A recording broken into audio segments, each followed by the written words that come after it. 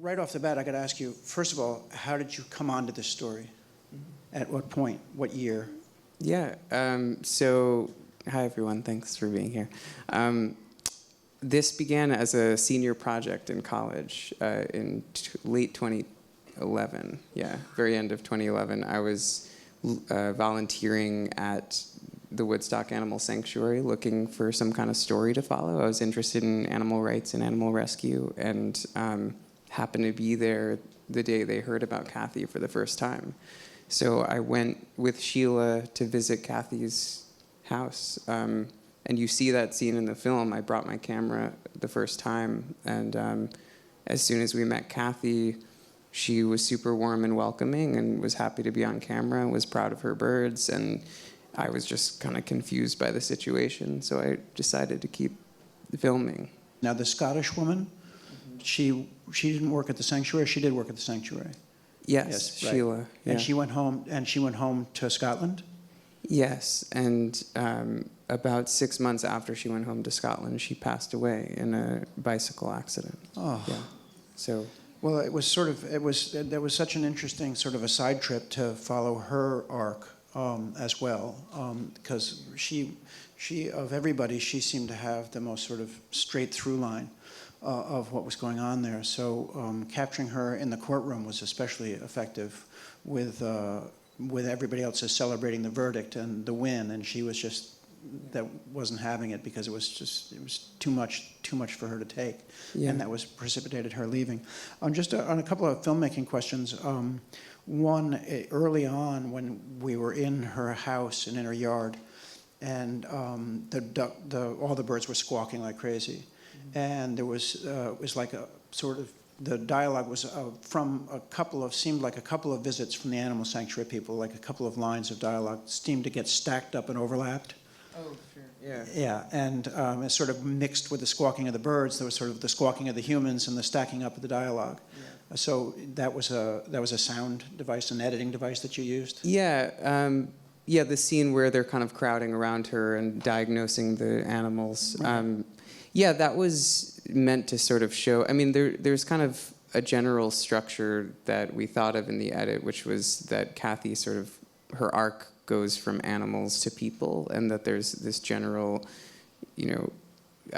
she likes people, she wants to welcome them into her life, but it can be overwhelming at times, and so that was a scene to sort of show that sort of overwhelming sense of all these people crowding, like encroaching on her life and telling her what's wrong, so that we can feel that with Kathy, and so that's why we used the building up of voices to give the audience the feeling that Kathy had at that time. Yeah. But it seemed clear that it wasn't real-time voices, that they got a little bit overlapped and brought up and so forth. So I thought that was very effective, and that returned to that in the courtroom scene. The same thing was being done. It seemed like with the different accusations, the charges, and the medical diagnoses at that point too. Yeah. So same device, but the sound very of society. Yeah. Yeah, very, very effective. And interestingly, you say that she's interested in people and welcoming to people, but Gary's assessment was that she had used the birds as a barrier to keep people away to a certain extent, and that people couldn't come anymore because of the birds. So it was like sort of an effective thing.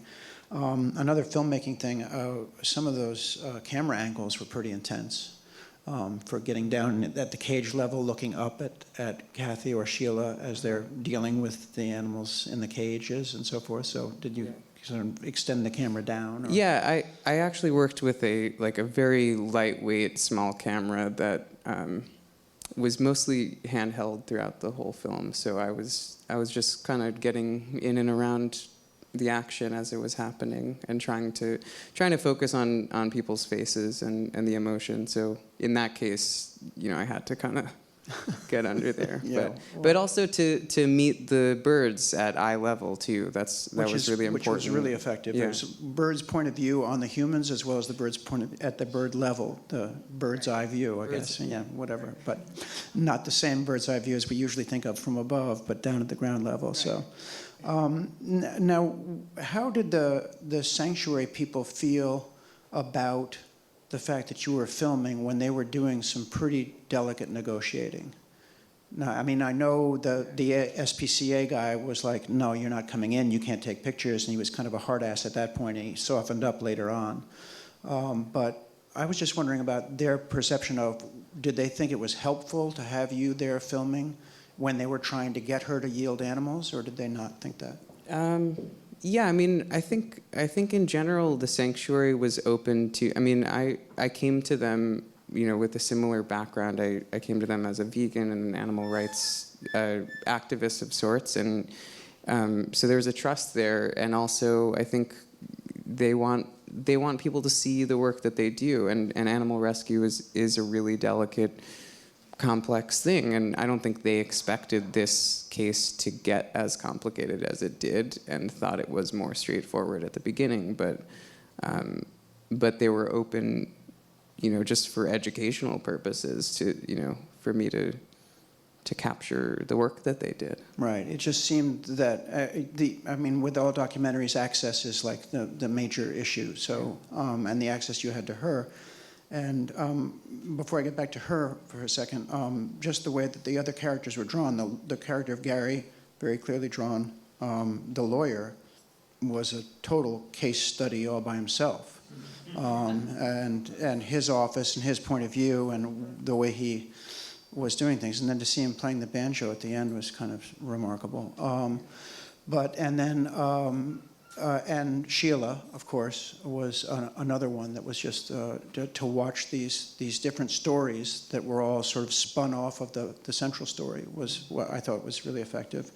A question that, before I get to the final question about Kathy, is throughout I was wondering, with Gary's work and working the 12 to 8 shifts, and with what she was doing, where did the money come from to deal with any of this? I mean, not that they were living in great high style, but I mean, there was a lot of stuff that required her to, I mean, come up with things. So how was that working before the inheritance? Yeah, Gary worked for the New York City water reservoir and had a pretty good income. So he saved a lot of money. So it was, yeah. I don't know. It was all coming from him. Yeah, okay. And so how many years from beginning to end? You say it was 2011 when you started? Yeah, December 2011 to June 2018. Or, yeah, March or April 2018. So 6.5 years. So Gary died when?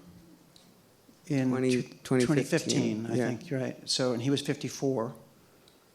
I did the math. I did the math real quick, and I may be wrong, but I guess he was about 54. So 2015. So 2011 to 2015, you've been working on the film, and then you stayed for another 3 years. And how long did it take her to empty everything out, build the chicken house, bring in the double wide, everything else? How long did that take? That was about 6 months. 6 months. Yeah, but there's a gap of time after Gary passed away where nothing was happening. You know, she was confused about what to do next, and was staying in her house the way it was. And I think over time she realized that she needed to turn things around. And it was kind of a mixture of people reaching back out to her and her family being more involved in her life, and her kind of coming to that decision on her own. Which was remarkable, because I would have said there was not a prayer in the world for her to be in any kind of recovery from where she was. And I mean, there was case study stuff for mental illness involved in all this, and hoarding syndrome and other things. But for her to turn it around the way that she did, I just thought was remarkable. And she never had any professional help of any kind, any counseling or anything? No. Which is just absolutely remarkable. I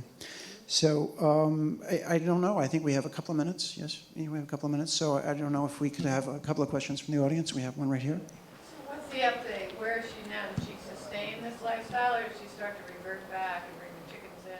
She is doing really well, actually. Yeah, it's been a little over a year since that final scene in the movie, and Kathy has maintained her house. We've gone and visited about once a month to just check in with her and hang out. She's really supportive of the movie. I have to mention that we showed it to her just before we finished it, and her daughter as well, and they felt like it was a really truthful representation of what had happened, and things have kind of plateaued, I think, in her life right now. Fantastic. I can't speak for where it'll go, but yeah. Right here. I'm happy for the end of the story and that things are going well for her, but how was she allowed to live that way for so long? How did authorities not come in and deal with that situation? Well, they did. Yeah, I don't know. I mean, I know that the sanctuary was trying all different angles to try to get the birds out, and one thing they did was call the health department, but there were all kinds of reasons that they couldn't do certain things for bureaucratic, there's... Well, it did seem through the arc of the movie that it did seem that the focus was on getting the birds out. And if they could do that, they weren't going to be that concerned about what she did, because that was up to her. They're sort of leaving that up to her and Gary to do what they were going to do, as long as they could get the birds out. And I thought it was very telling when the prosecution asked for a psychological evaluation. And the judge said, well, I would expect someone in her situation to be agitated, so I'm not going to do that.